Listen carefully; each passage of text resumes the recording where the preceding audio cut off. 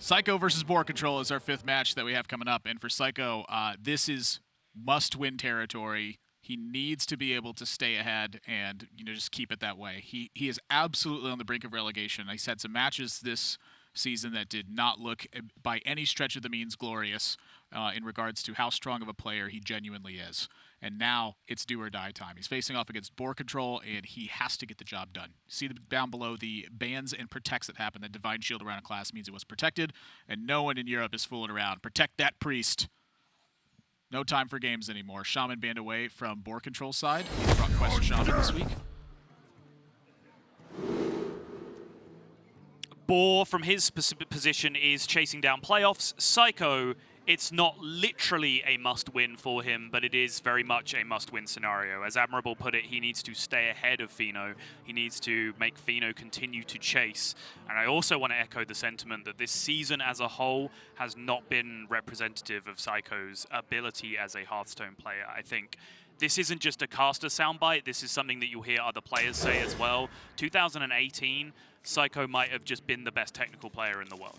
He was, if you needed advice on how to get a high legend finish, if you needed a lineup for a tournament, if you needed to know how to play a matchup and you were a European player, Seiko was the guy that you went to, like overwhelmingly. And I think he showed that in the first season of Grandmasters. His second season has just not been up to that standard, through various factors. And this division, to me, is potentially just as, if not even more heartbreaking than Division A, because I love Fino. I think he's a great guy. I think he's a super entertaining personality.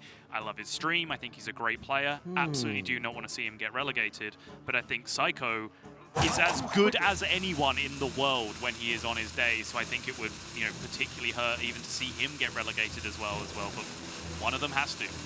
You know my position. It's going to hurt no matter what. Yep.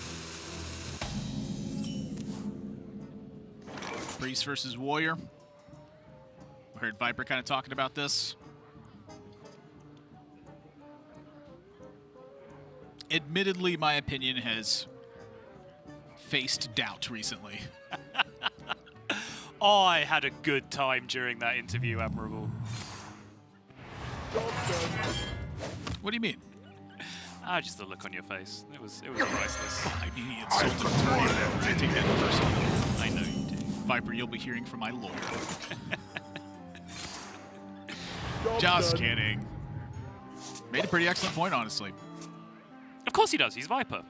Everything that he says, every opinion that he holds is going to have weight behind it. Doesn't mean sometimes he's not wrong. He did put Rafam in his deck after all. Got him! I mean, well, he's fighting the relegation spot. I mean, come on, Sonal. He called me out about it, all right? He started it. Touché. Seiko facing down the big minion early on. So, one of the reasons that my opinion has begun to sway on this matchup is as I've been playing Priest on my secret account, I have just been dome-busting Warriors. Like, I don't know if I'm just, like, TJ drawing everybody or what's happening, but my gosh, like, they have just died on turn 5 so often. Yeah, that sounds like you've been TJ drawing them to me. Okay. Yeah. I can understand if you're like, yeah, sometimes I'd have the answers, and then I'd Bon Samdi, and then just maybe get over the line turn 8, turn 9. Like, that sounds about right to me. That's happened a lot, too. Killing them on turn 5 over and over again, yeah, it sounds like you're not drawing. Yeah, I'd say it's been about 1/6 to 1/5 of my games. Right. For Seiko here, you already see the tendencies to have put thing in play, but then make use of it later. I don't know how he does it. Like, Seiko plays more cards just to put them in play than anyone I've, like, ever seen. And just somehow still has cards left. Like, I don't understand it. Yep. I must consider. So you missed the part where he shadow stepped a novice engineer this game?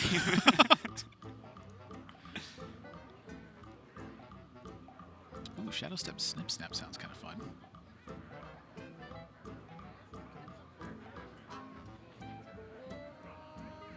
Spore want to all in this turn.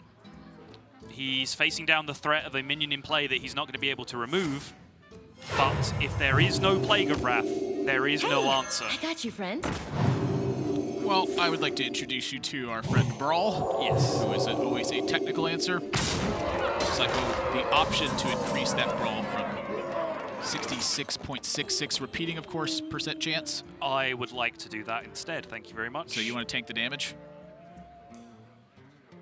Well, you have armor up. You can use yeah, you can use your snip snap. Oh yeah, that's way better. Okay, yeah, that's pretty disgusting. What now? Yeah, haven't been running into this issue.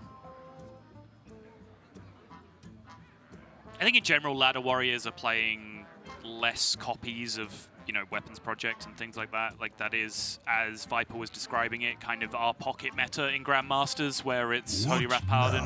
Yeah. Weapons project is a very, very good card against Priest, though. I thought you were going to start that sentence out with less good. When you said the ladder warriors, I must choose. I thought you were just going to say playing less good. Seiko wants the brawl. Ooh! Taking the risk. I like it. Sigh of relief, too. You can see that the pressure is built up on Seiko and his record as he needs to pick up a win here to stay ahead of Fino. So why does Seiko want to give himself the 25% to get hit in the face with a big thing again? My guess would be that it's about the shield slam mattering later.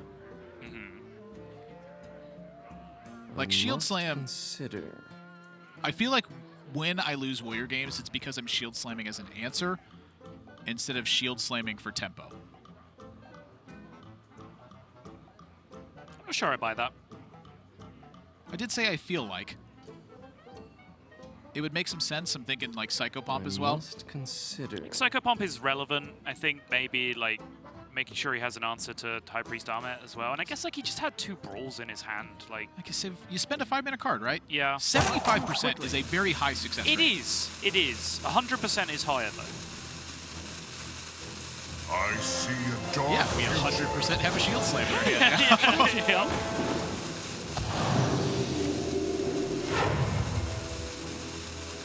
In the light. Absolutely not critical of that position. Psycho. Just curiosity. Yep. I mean, it's a really interesting spot, I think. Yep. All right, is it time to go round 2? Yeah, now it's a 75% brawl in your opponent's favor. Let's call it 50-50, to be fair.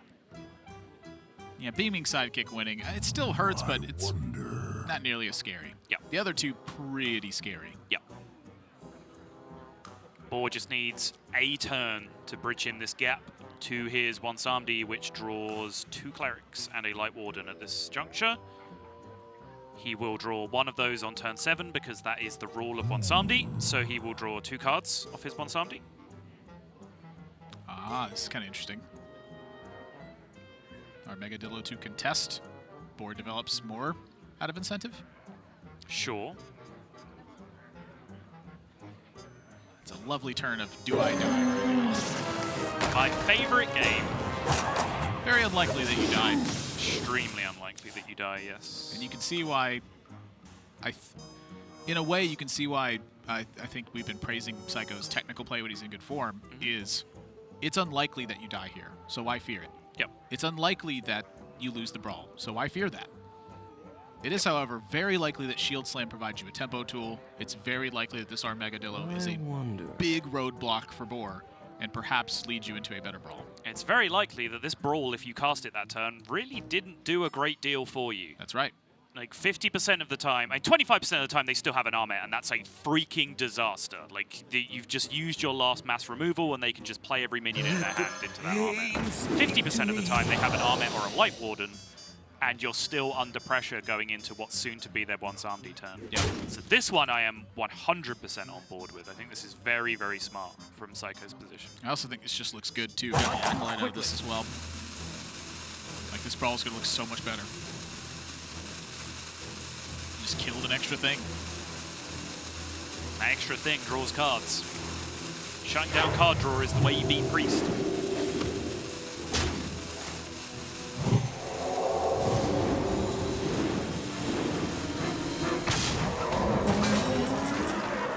Boar's shaking his head, doesn't like it.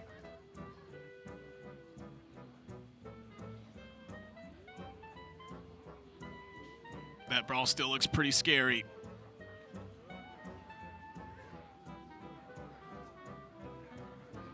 Couldn't he have... I feel like he could have pushed 1 extra damage that turn. But it's gone from my brain. This is the important Brawl part. outcome, far more important. It's the big one. That's a big hurt that Seiko's going to suffer from this. Yep. These 1 buffed up, 1 unbuffed Tomb Wardens that are coming down over the next few turns, though, are going to present a big roadblock for Seiko to overcome. Sorry, for BoarControl to overcome. But this is the card you do not want to see in Seiko's shoes. Wait, hang on, sorry, the game bugged? He didn't draw a 1-drop on turn 7 when he was about to play What's Up? I was wondering where you were going. I was like, wait, what? I've genuinely never seen that happen. Yeah, it doesn't have the mana to use all the stuff he wants to. God, he's just like 1 damage off of getting this done in a super efficient way.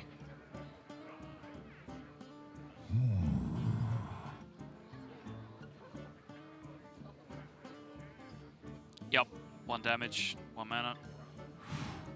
Restless Mummy.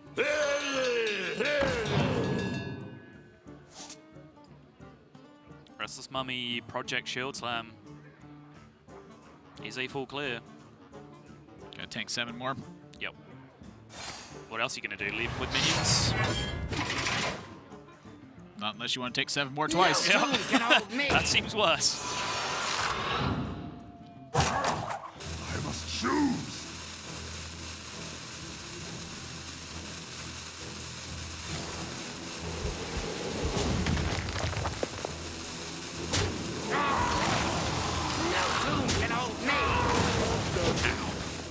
However, the life total only matters for inflection points while Boar has stuff in play. Ooh, that's an Epheset Ritualist.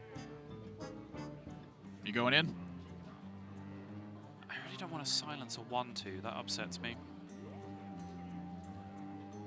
You can wait 1 turn, try and clap back against the 2 Wardens coming down instead. Injured? You saw the Armadillo Is someone get injured? activated, right? But I guess having 2 clerics in play kind of shuts off that turn from your opponent anyway. Since they'd have to play it into 2 clerics surviving onto the board. I'm pretty interested in drawing 6 cards. Yep. Sign me up.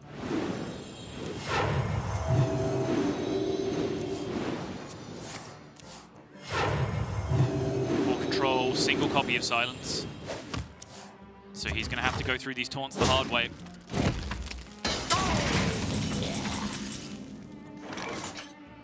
Scary prospect. I'm thinking Warpath. Agreed.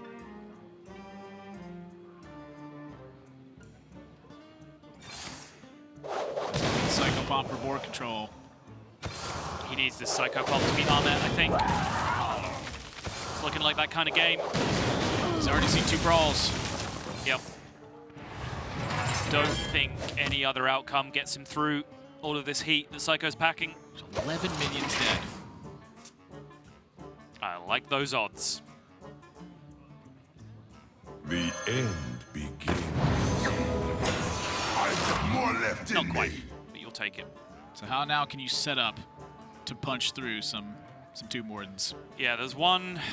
He saw the Armadillo go off, so he knows that there is at least 1 buff taunt minion in hand. It could be Ziliax. That's probably best case scenario for him, because he doesn't really care about Psycho healing. He cares about being able to just get a minion to hit him in the face at some point.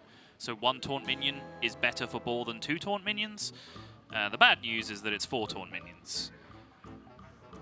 Back to the good news, 1 of them didn't get buffed. Can you set up to punch through 2 of them in the same turn? I feel like you Must can. consider. But does that deliver enough damage? I mean, Boar still has an Inner Fire remaining, so he can use his Topsy on one of the Tomb Wardens that comes through, and like Topsy Extra Arms will punch through one of the 5/8s. The second one is still a problem from that point, though. So he'd probably have to be drawing like exactly Inner Fire on the next turn. I think that's what he's thinking about. There you go, like Topsy Extra Arms, Divine Inner, punch through, still have the big thing on board. This would represent 24 in the face of a Tomb Warden if he were to draw Inner Fire. Okay. Wait a minute. No, he doesn't need to draw Inner Fire. kills 2 5/8s and pushes 24. Oh, if they're 5/8s, yeah. I think there's a chance he's ignoring 5/8. And if it's 5/8, figure it out. Sure, I think that's valid. So my guess is that he's done a lot of the figuring it out part already. He knows there is a buff to something, but as mentioned, it could be Ziliax. From his perspective, Yeah, second warpath, you can't beat that. Oop. can't beat everything. You've got to pick a line, you've got to pick a percentage, you've got to pick a world, and you've got to execute it. I think that's what Boar tried to do. I've got more left. And you know there's a taunt in hand.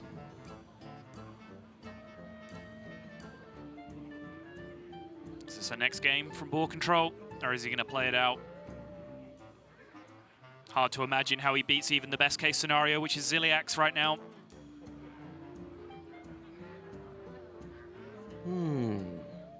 As it is, it's about the worst case scenario. 4 cards in hand, and they're 2 Morden Omega Assembly Dr. Boom Mad Genius. It's about as bad as it could Is there a possibly get. better hand of cards actually remaining in Seiko's deck that he could have right now? Whirlwind, Plague of Wrath, Whirlwind, Plague of Wrath. Oh, in his deck. In his deck, yeah. He does have 1 Whirlwind. Well, he does have Whirlwind, Plague of Wrath. Yeah, okay. So replace Dr. Boom and Assembly with Whirlwind, Plague of Wrath. That's probably marginally In the better. light's name.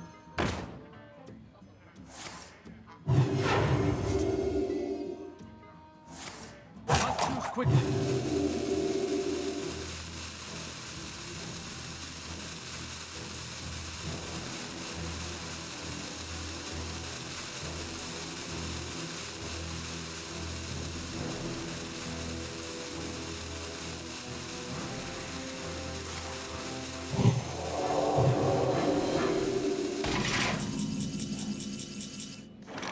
Playing around, what, shield block, shield slam kind of stuff. Big Ziliax, trading into it immediately.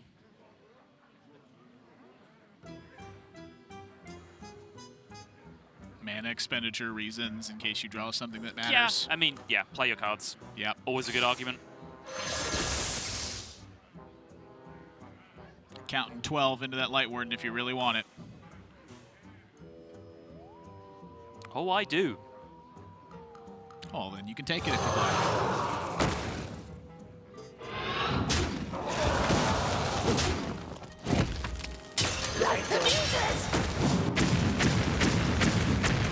Boar knows.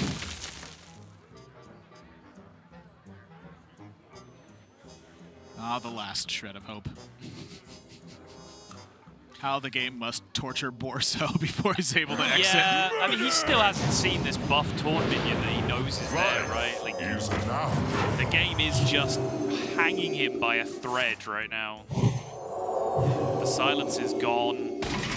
He's technically threatening lethal, except surprise he never is because he knows that this will be active there. Job's done.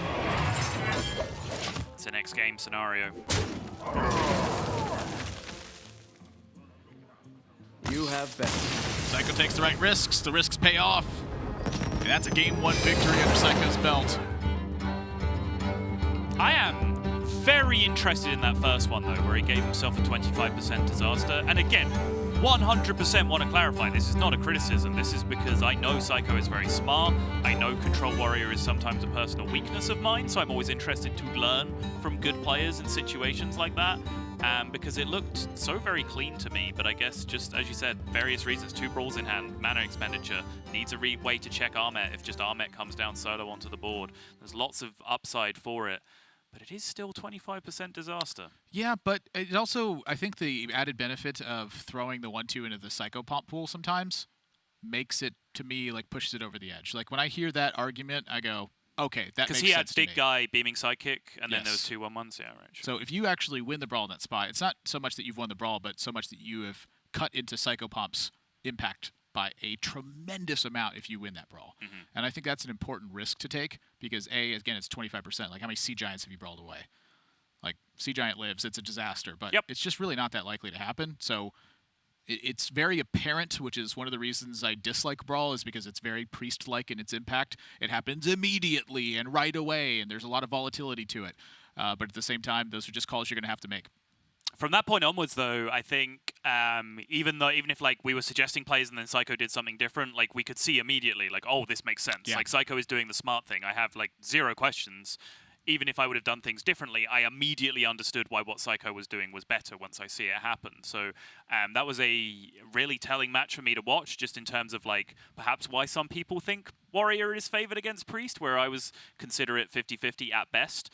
But that's probably just because I'm a lot stronger with Priest than I am with Warrior, and people on the other side of that equation will have different feelings. Yeah, I'd say stuff like that is likely the case. So just, he also just has the goods in that scenario, like having 2 Brawls, having Weapons Project, Shield Slam. Those are like some of your picture-perfect cards to have. But yeah, and he managed to string Boar out for like 6 turns without just playing the big taunt that he had in his hand that ended the game as well. So it's just everything lines up that way. Like, you play it right, you're going to win games. Like, just pay the life and attack minions when you need to.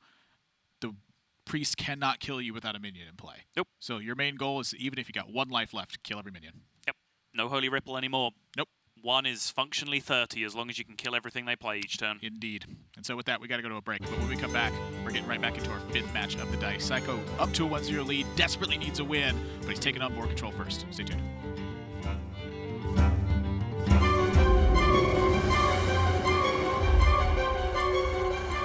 Legends say powerful treasures are hidden everywhere here in Aldum. If we hope to defeat Rafam, we'll need as many as we can get. He's already unleashed the ancient plague lords and countless monsters. Keep them distracted, Reno. Not a problem. This plan is totally gonna work. Ain't that right, Finley? Oh, yes! I have them right where I want them. There is an artifact here. The name is... The Scales of Justice. Oh, it must be really fancy. only to be used in a time of great peril. Yes, I think this qualifies. Hey, look, Finley! You've lured one of the Plague Lords! Take this, fiend! In the face! Yeah! Hey, guys! Get that treasure! We've got a Plague Lord to destroy! Yes, please, hurry! Not to worry, Finley! We just push this thing right here. No, that's a trap! Watch out! It's all good. I am totally tired. Gracious me! What we actually need to do is press this. And there.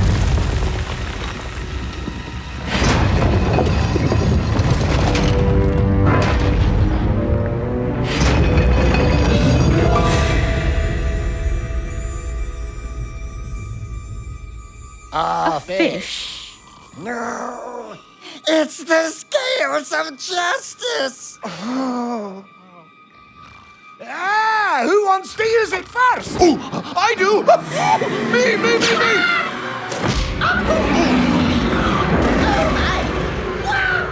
On second thought, maybe give it to Finley? All you had to do was hold a rope. Here we go, blaming the tall, ruggedly handsome guy again.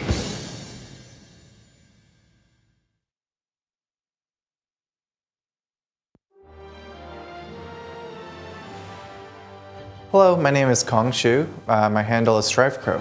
I think my original name was just like Strife. I think I just stole it from someone else that I saw online at the time when I was like 10. One of my favorite esports memory, it was like a dream hack. I ended up having like this like epic, like I don't even know how long, this game against Glinto eventually beat me in that game, but I kind of brought the mage to the tournament, not as like, say I thought it was like the best thing ever, but because I just wanted to like show people I could destroy everyone with my kind of like troll deck. The thing I'm most looking forward to in Grandmasters is kind of the dynamic, because I've never really had this like league kind of dynamic in the past. You have 2 matchups a week, and you can kind of like target them. You know, you can start making spreadsheets, see what they play, see what decks are good against the decks that they play. You can even kind of play some mind games like that. I think my play is unique in the sense that I'm very like technical. I don't play a lot on intuition as much. Like I really like to have my thoughts and game plans planned out and go from there. My personal goals this year is kind of to get back into Hearthstone. Because I took such a long break, I feel like I'm finally refreshed and ready to go. So it's one thing I'm just looking forward to get like that motivation back.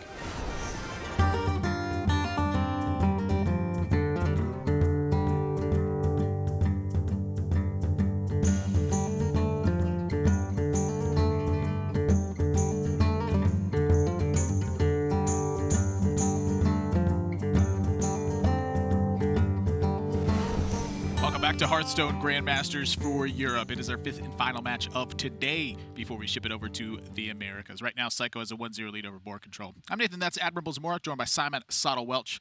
And Sottle, we are heading into a Priest versus Druid matchup where Seiko is going to be piloting Druid.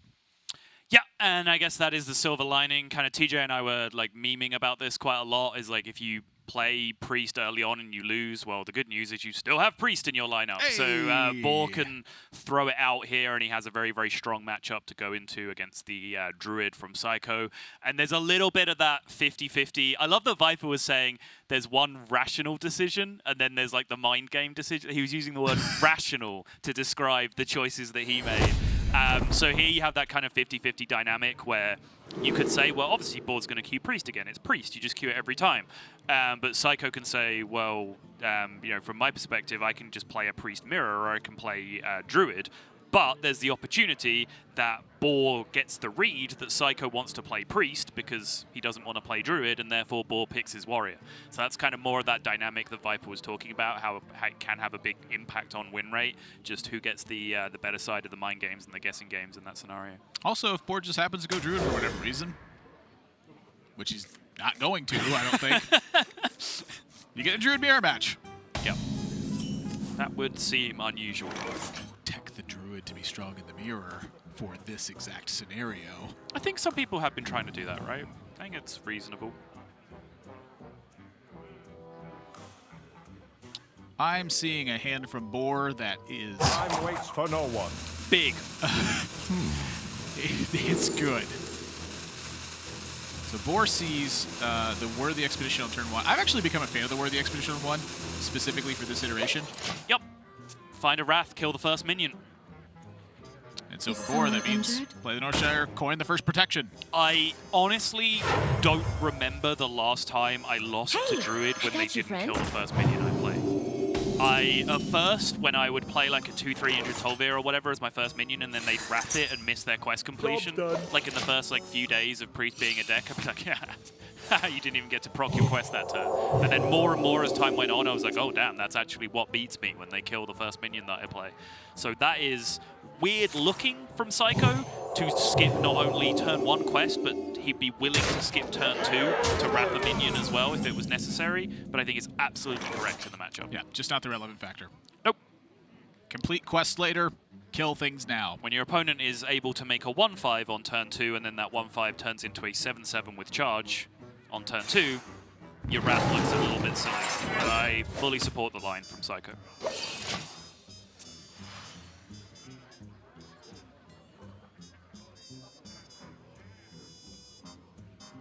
No mind control tech on the side for Seiko, so Boar free to develop as much as he'd like.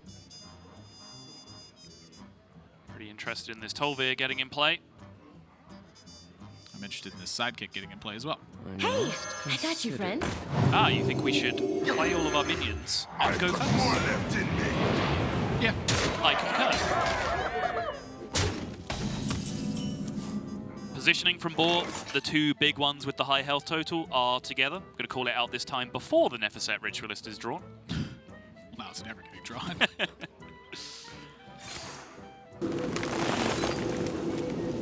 There's the Wrath. Again, made to look maximum stupid by the fact that there's a Psycho Pop to follow this up as well, but again, fully support the line from Psycho. Just ran into the hand that you don't beat as Druid. Dead. D-E-T, dead. I concede. Game 3, lots to analyze in game number 1. Lots to analyze in game number 2. Analyze that adorable face, Admirable. That's what you got to do at times like this. Boar just gives the smile The cheeky grin, as we would call it. There are times that like I question Druid, and it's just always this one, and I'm like, nope, stop. That doesn't happen. I mean, so decks don't get to attack with 7/7s on turn 2 very often.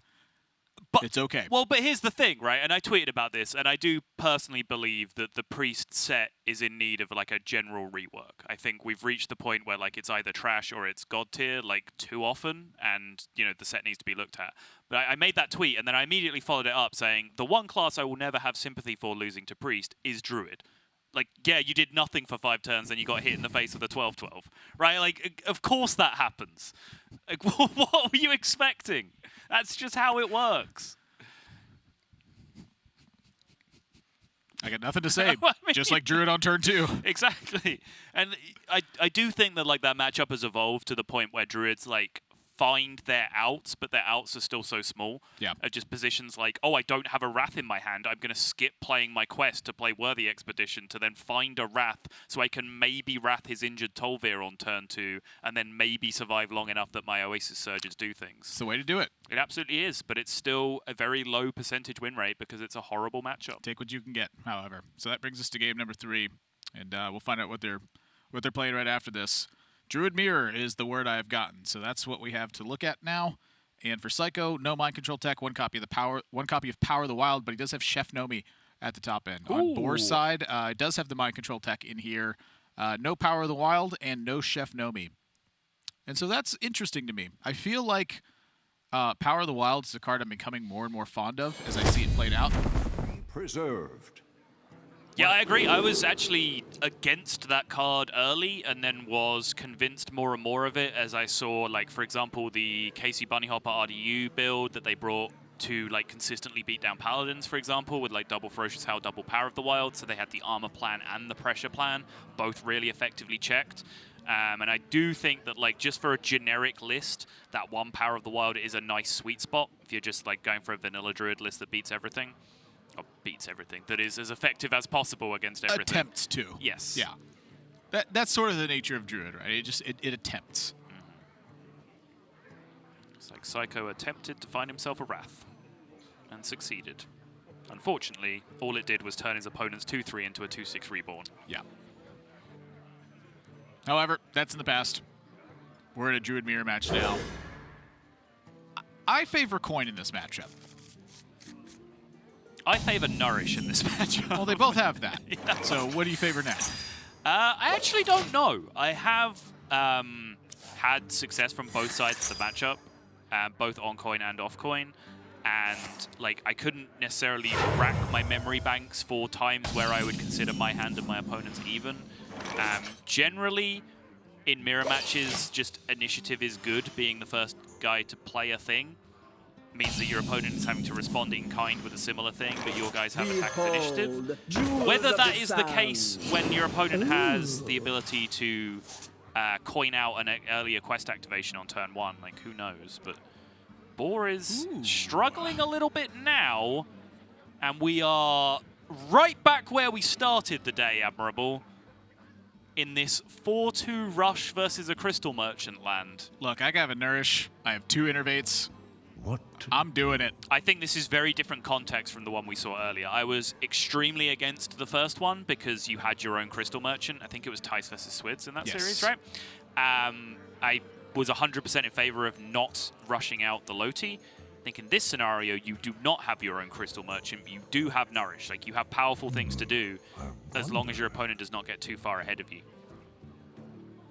Scary, scary prospect, though. Loti is an incredibly powerful card in the matchup. Oh, I don't want to do either of them.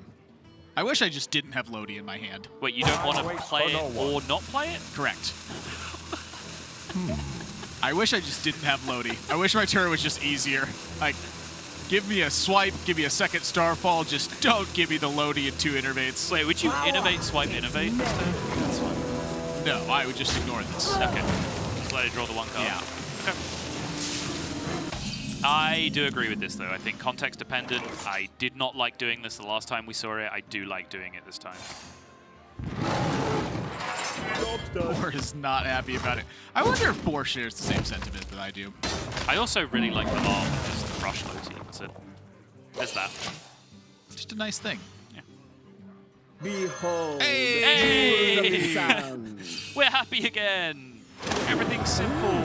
Seiko, on the other hand, see, this is the reason I favor coin. Is literally this scenario right here. Okay. Like Seiko's just behind the rest of the game, right? Like the first tempo play he gets available to him is on turn 6. So Boar has the option of developing or nourishing. Yes. If he has a second innervate. Yeah, and it was kind of the point I was meandering towards before we got distracted by the Crystal Merchant dilemma, is that normally tempo goes to whoever was playing first because you just play your thing first. Whereas tempo is non-existent on every turn up until quest completion in the Druid mirror. Therefore, the person with the first quest completion is actually the one that gets tempo, which makes this weird dynamic where it is flipped on its head and maybe coin does have the advantage.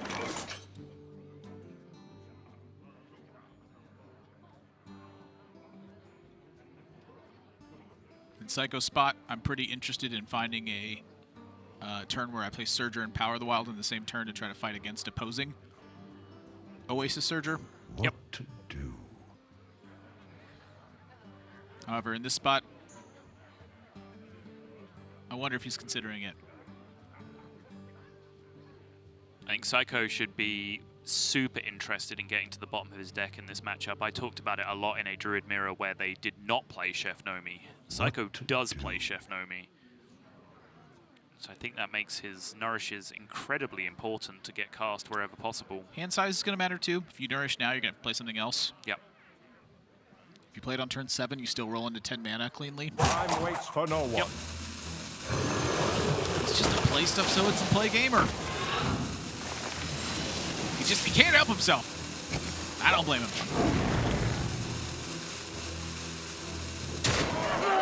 Benefit of all your plays look good.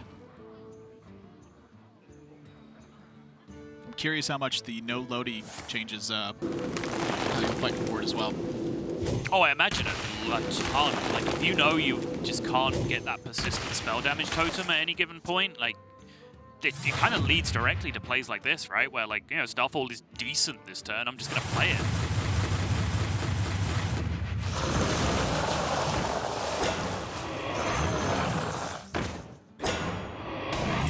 Imagine there's a world where we see a third Anubisath defender. Nope. That Floop is ridiculously high value in this matchup. Yeah, I think giving up the Floop to the 4-1, bad idea. Yep. Seems pretty terrible. And then Boar's just got tempo, and he's gonna capitalize on this super hard. All the Cenarius value trades. It's so brutal. Yeah, that doesn't really help you out too much. He's just gonna use the other one. Considering some other turns, though, I think there's some other things that can look pretty brutal for you. Absolutely. Yeah, and Seiko, he knows that it's not good for him. Maybe you trade in the 5-3, actually. I'm pretty interested in it. Why? I don't know. Okay. So Starfall Lodi? Let's talk about so Loti Starfall, yeah. You'd have your still have your Treant survive. You'd still have your 5-4 survive. No, I don't care. I'm not interested. Value trades. Yeah. AVT. We learned this last year. No comment. Seems wise. And for Seiko, no play. He might be dead. Might be alive. Starfall swipe. Lodi Starfall I still think is better. Power takes many. I think so, yeah. Kill 5-8, you kill 5-3. Are you attacking? No, I'm just going to eat the... I have 2 hidden oases. Okay. If I'm Seiko in this spot. So now, if I'm Boar in this spot, I'm curious how appealing the Cenarius looks, because the punishes are another Starfall and double swipe. I think if we get down to the scenario where like everyone empties their deck and we're all super happy about it, and then everyone just plays all their threats after they've duplicated things with Elise, Seiko's winning that battle, right? Because he has a Chef Nomi in his deck that Boar doesn't have. So I think Boar playing for tempo here is 100% correct in the situation. You're going to play Cenarius, heal up your thing, make a giant board, and attack. Double swipe is the answer. And it's a massive answer. Is that better? I think double swipe attack is what I'm looking at, but mana expenditure is a real thing. Do you only need single swipe? Yeah. Does a single swipe kill both? Yeah, you just start full swipe. Oh my gosh, he kills everything. Yep. Oh! It's all dead, Dave. Everybody's dead. Oh!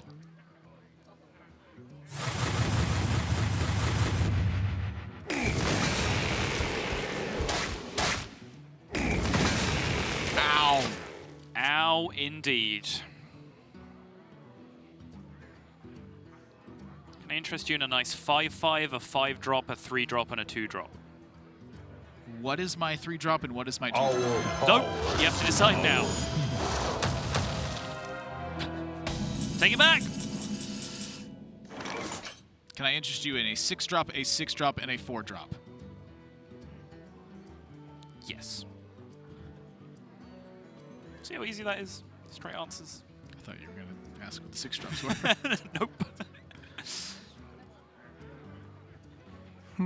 I do find this more interesting. I'm feeling a bit low. Do you, though? I'm feeling pretty low. Like, your answer post Pharos, if you don't get defense, is expose Lodi. And then even if you're thinking about post defense on the Pharos, you still have to consider what Starfall and Oasis Searcher look like on the other side. You would also just die to double swipes all the time. Yeah, I think you have to pay attention. I just, like, every time I watch these GM Druid games, they're just spending every spell in their hand before they play King Pharos, and it just worries me. It's just not meant for the matchup. Yeah. At least I don't think it is anyway. I've had my own struggles about it. I tend to just take colossal risks and somehow keep getting there. But I see their points. There's a lot of stuff in here.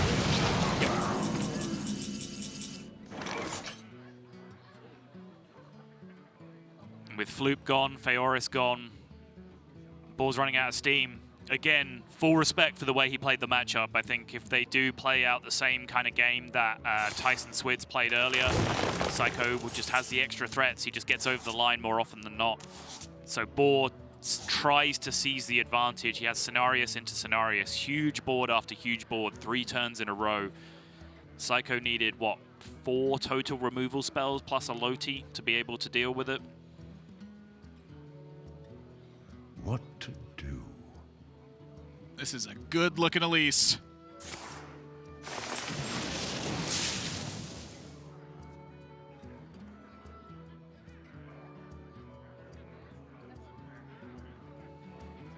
Need a hand, Explorer? Yeah, For no one. appropriate reaction. It's going to get worse, Boar. The turn is not over. There's one.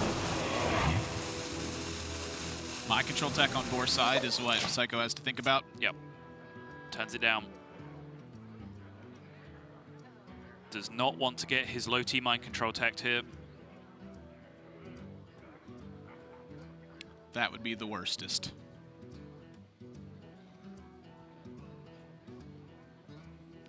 I guess, is there any, was there any merit to wrathing first with the Elise, or do you, mana efficiency is important, etc.?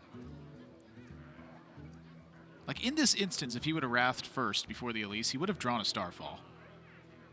So the remaining draws in Seiko's deck versus the Wrath is the question. He wants to duplicate the Wrath so he empties his deck quicker, so he plays Chef Nomi quicker, right? That's my guess, yeah. I think that makes sense. Just curious about, you know, like, hitting a Floop or hitting a Starfall or what have you. Yeah, sure. Time waits for no one.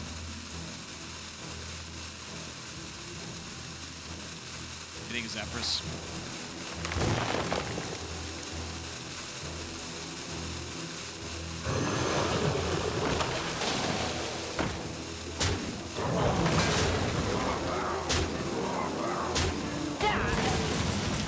A lot of damage connected for Boar. But I feel like I've seen this scenario before.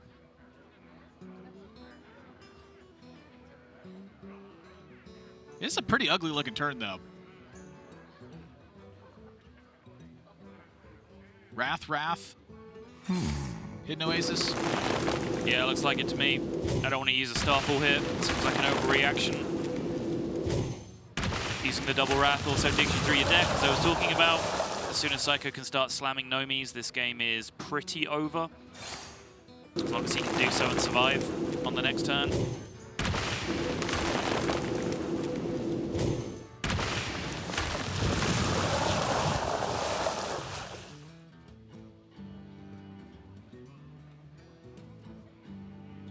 Yes, Boar hit no aces. Yep. Time waits for no one. He just learned that the hidden oasis got duped. You saw, if you can lip read a British accent, very difficult, I know. Said not the hidden oasis, right as that card was being targeted. What else was it going to be? Turns out it was. So how does Boar now manipulate his Elise the Starseeker to try to take this on? Is there even a way to do it? I personally can't imagine it. It would need to be... If you keep getting enough Oasis Surges, you can do anything. Is that true? I'm not sure it is. I feel that there are certain limits to even Oasis Surge's powers. Floop gone, Cenarius gone, Feoris gone. Blasphemy. The only limit is yourself.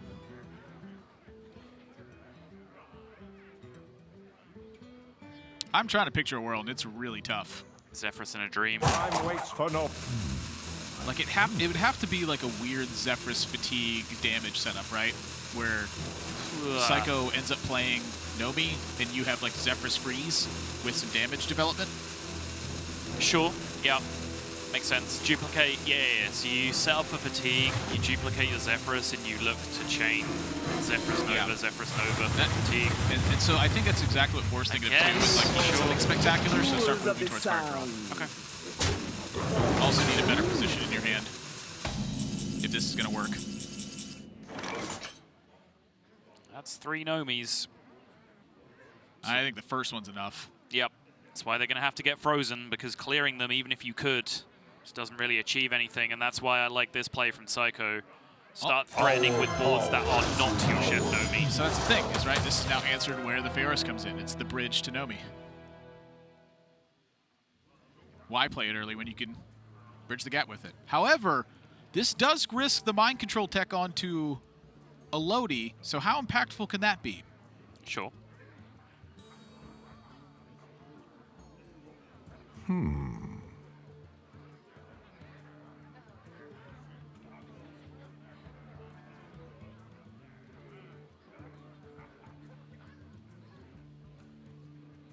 Time waits for no one.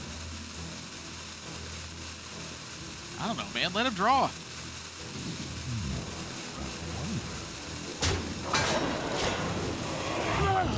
I like revealing it. The reason I like revealing is if it gets stolen, it doesn't have stealth anymore. Like, BoarControl could steal it and then just play a removal spell instead of attacking with it. Oh, that's really smart. Yeah.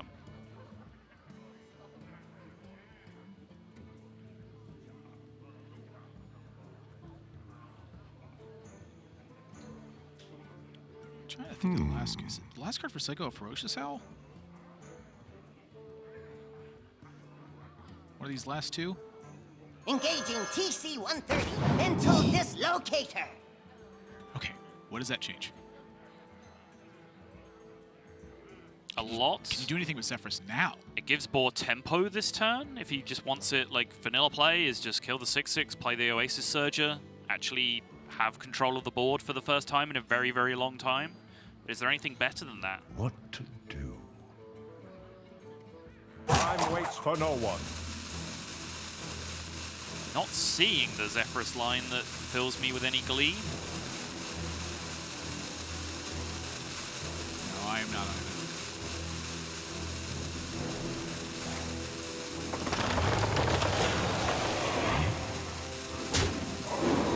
That is surprisingly strong in this spot. I didn't even think about that. Just the hidden Oasis? Yeah. Yeah, it's reasonable. I think Oasis Surger is a card that Boar is interested in trying to dupe here.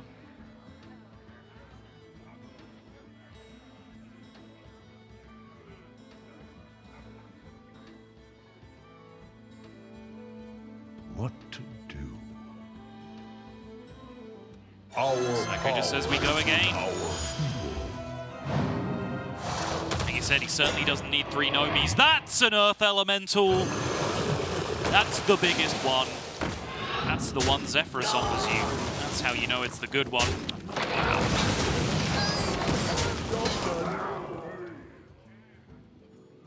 I am not certain Boar has an outcome this game.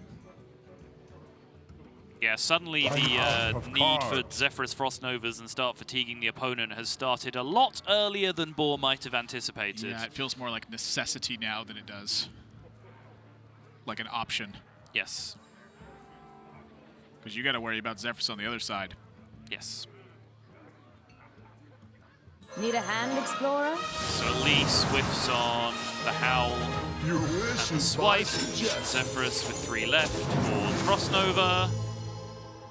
Ooh. Oh, of course, it's not even lethal on board, is it? Correct. Needs to be lethal on board, or I think within 1 versus Druid, because Zephyrus doesn't see hero Assumes that powers. it has a Druid hero power, yeah. But it reads the Druid class as Yes. dealing 1 damage with hero power. Correct. I'm annoyed I messed that up. I don't usually mess that up.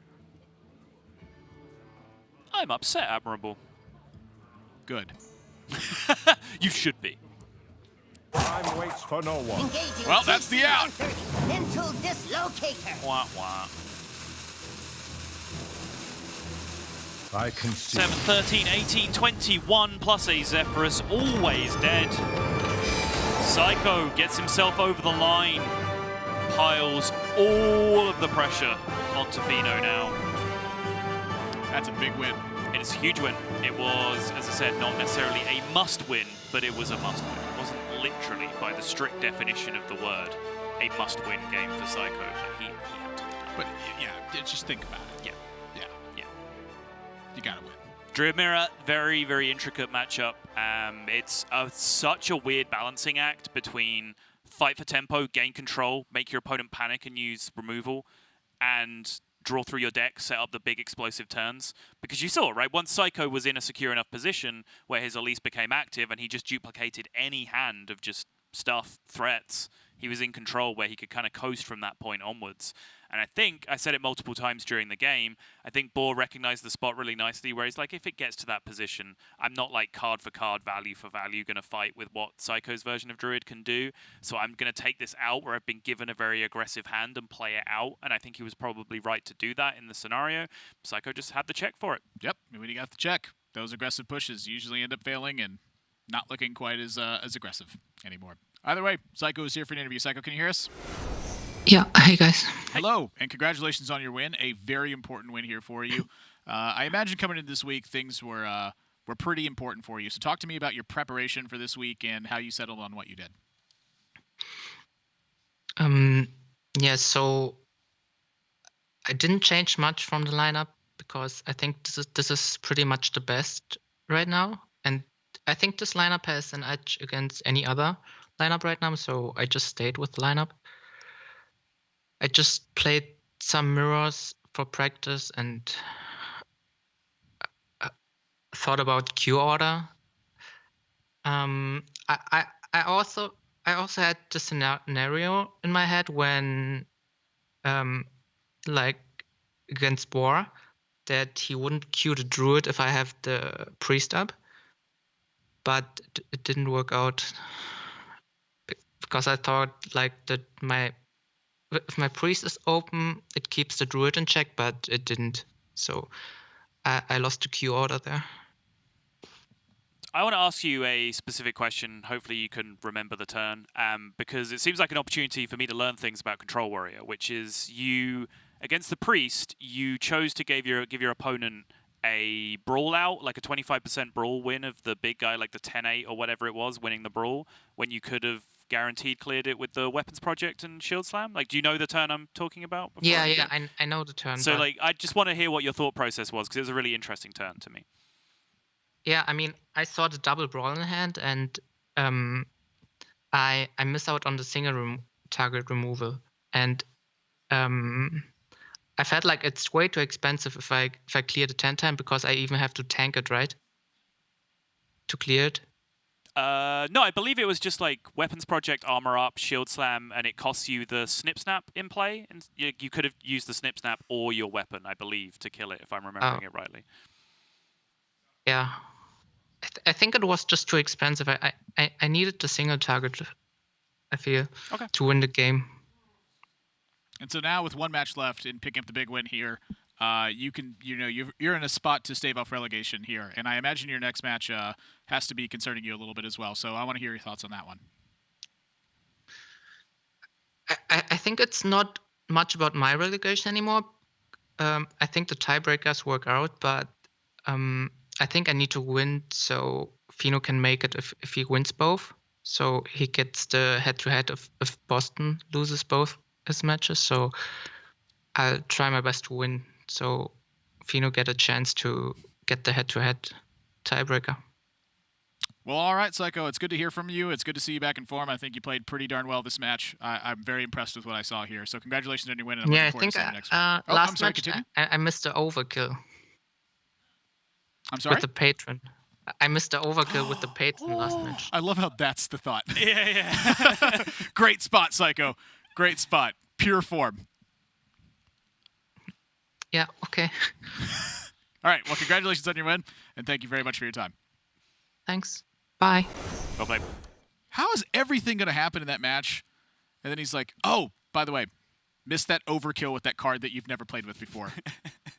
Because he's Seiko, and that's the standards that he holds himself to when he's playing very well. But I will say I do the tiebreakers and stuff before we come on this. Like, I generally don't want to go into the explicit deep details of what each win means because it gets ridiculously confusing, and without a lot of graphical support, like, you guys are going to have no idea what I'm talking about half the time. I do agree with Seiko's assessment based on the maths that I did as well about his position and what his win means for Fino's position as well. The fact that both of ours lines up, Seiko is much better at maths than I am, so I trust him. Even though I think last season he got it right and I got it wrong, or something like that. But well, he missed the overkill on the patron. He missed the overkill on the patron, of course, which ruined the tiebreakers.